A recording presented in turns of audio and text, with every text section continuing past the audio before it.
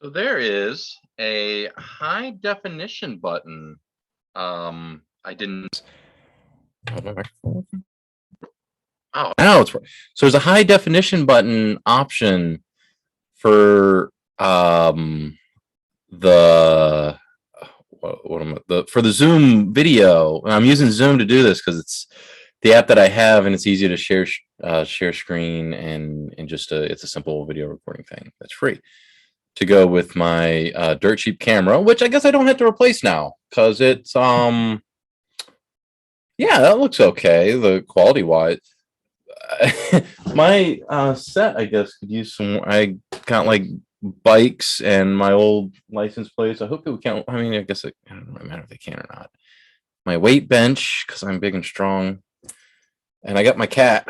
The mail. Oh god, he fell asleep. Look at that. This is the kitty cat. He's the little lick in your paw. Like my kitty cat. He's purring so hard. I don't know if the mic picks it up. Maybe it does. Okay, so it is the 27th of October, 2021. What are we doing today? So I'll probably see if I can't find a link for it or some sort of thing to share. So this isn't going to be like a part of my set like routine. I'm just kind of messing around, and I just want to put something out because I'm stoked that I got my camera to be better than what it was. That was those first two videos. The quality is atrocious. It looked absolutely terrible, and that was depressing. But since I figured out how to actually go into settings and adjust things, it looks a little bit better. Now, so it's still got a little bit of grain to it, and this thing keeps focusing in and out whenever I put my hand up here. Yeah, see, focuses in and out on it. So I'm still learning how all that works. I'm not an audio video tech guy. That's I vaguely understand how electronics work. I understand there's a positive and a negative. So that said, I just want to put something out and I guess ramble for a few minutes. So I was, I can't remember where it was or who had said it. Somewhere on the internet.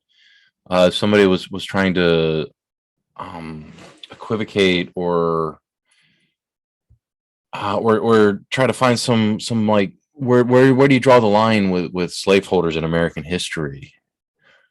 And I don't draw a line with them. Hang every last one of them. I have a very John Brown view of slaveholders in American history. But they were saying like, yeah, not all slaveholders was like some of them were good people. And it's like, oh, you're gonna have to use some specifics there, amigo. Like I don't know which one was a good person. I don't think any of them were. So when I think of the famous slaveholders in American history, I think of most of the American founding fathers. And then I think of the vast majority of Southern society where I'm from, the history there in just like they you don't own people without knowing it's bad, right? Like you try to justify it. They try to justify. I know. God, if you're watching this, and you own people, you should free them right now. But no. So they tried to equivocate and justify it, and oh my god! But there's no equivocation for that. It's owning people, right? And like in their own time, they knew it was illegal, or not illegal. They knew it was bad, and became illegal. Thankfully, sort of. But they knew it was bad, right? Like anybody. Like going back to the colonizing of this continent by the 1600s, when the first slaves started arriving, the first people that were enslaved, when they started arriving, there were people that were here that knew it was bad, right? Like the second people were stepping off the boat in shackles, there were people that very second, who understood it was bad. I can't. I'm blanking on his name, and I do this pretty constantly. I think I have a some sort of memory disorder or something. So there was a famous Quaker abolitionist who was in Pennsylvania shortly after the colony was established there in the 1600s, who was famed because he protested constantly the practice of slavery, especially chattel slavery, as we conducted in the American colonies. Like he would go into a town meeting, and this isn't like the 1630s. I again can't remember time. I should have prepared. Should have made notes. Should be doing screen sharing. That's a next week me problem, not a me problem. But so he would go in there with tomatoes in his jacket, smash them. That was his protest saying this is the blood of what we're doing is on us, right? So people knew, and he was like 4 feet tall. He was a really short dude, but had a great heart. So people knew in that time that what was happening with enslavement was bad. One of the more famous slaveholders that comes up in American history, and it's one that a lot of Confederates will bring up because they're pieces of shit. They'll bring up Ulysses S. Grant, who actually owned a slave it was about for a year or so, and it was in his youth. It was the 1820s or 30s, or around about then, maybe the 40s. But it was when he had first gotten married.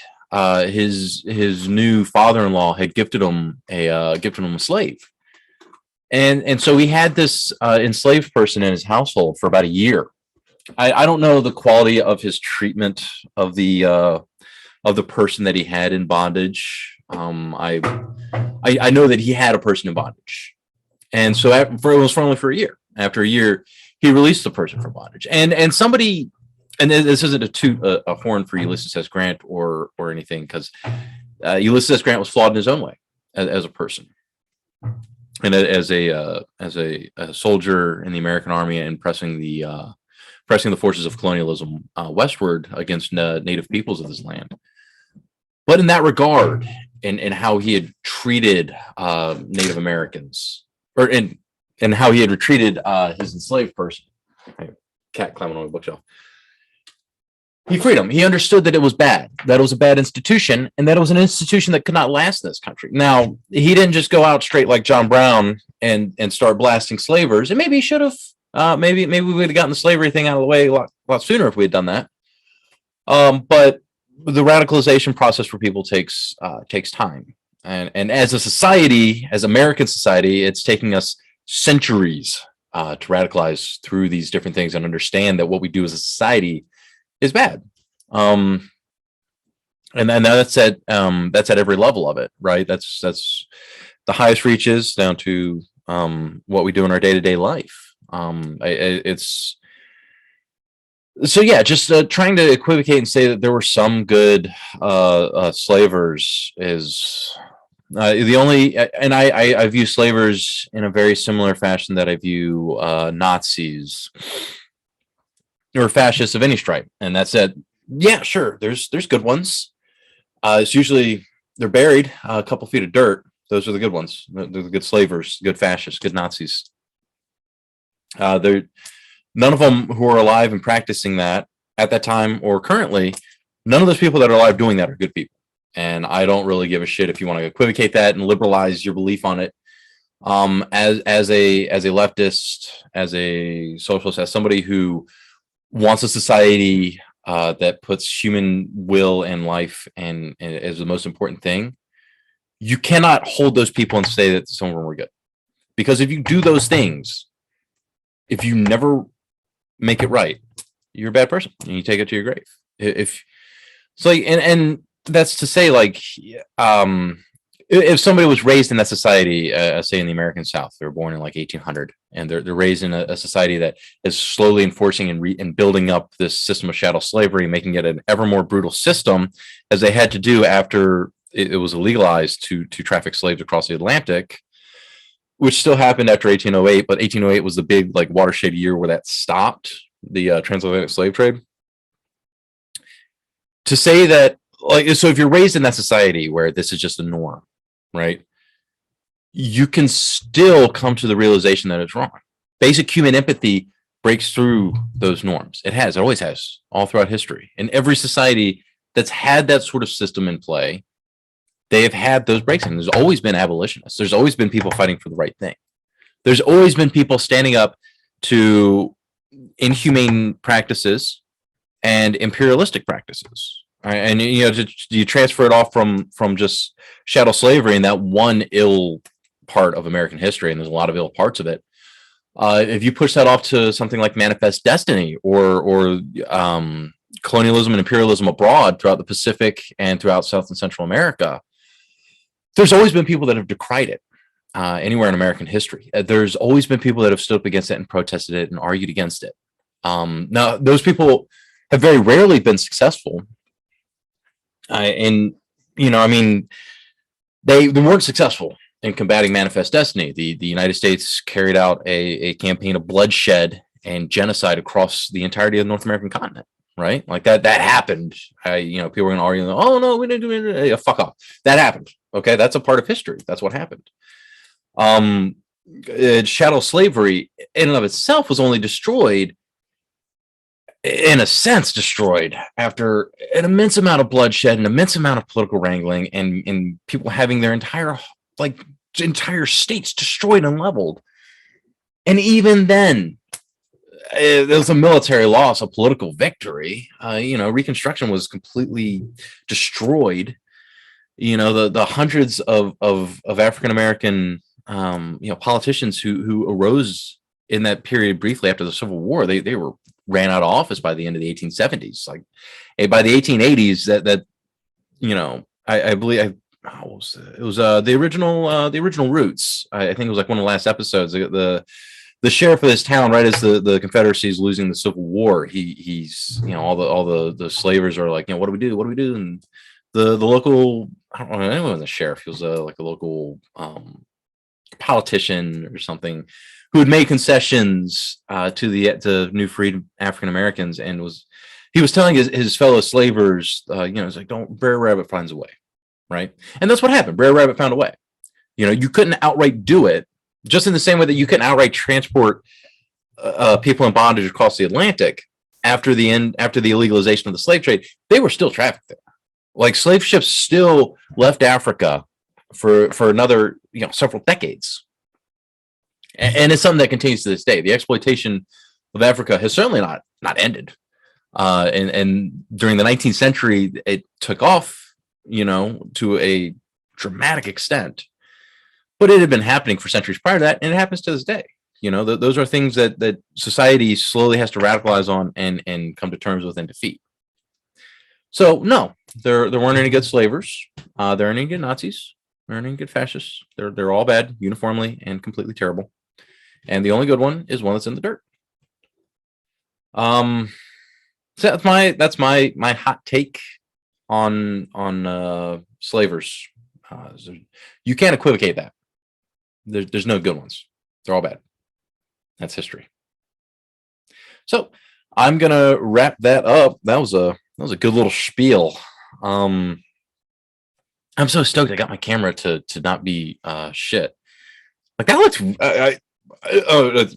The background looks terrible, right? That looks awful. I gotta get those bikes out of here, and I got a green screen. Well, yeah, I got a green screen that I gotta put up like right around here, I think. And I'm just gonna make this into like a little recording cocoon. But so I don't have to buy a new camera. I was trying to figure something out with my phone, wherever I put my phone, to use the camera on that. Like there's an app where you can like link it up and whatever, and it's got all sorts of cool functions on it. It seems like a cool app, but I guess I don't have to buy that now, so I can just I can roll with what I got. Yeah, so that's today. I might just do like a daily video or something if I have time. When I have time, I think that'd be okay. And as I get more followers and stuff, I've been seeing that there streaming is a pretty big thing apparently. So I might maybe once I get like 50 subscribers or 50 views, even I don't know how all this YouTube stuff works. I watch videos. I've never produced videos myself, so I'm not sure how it all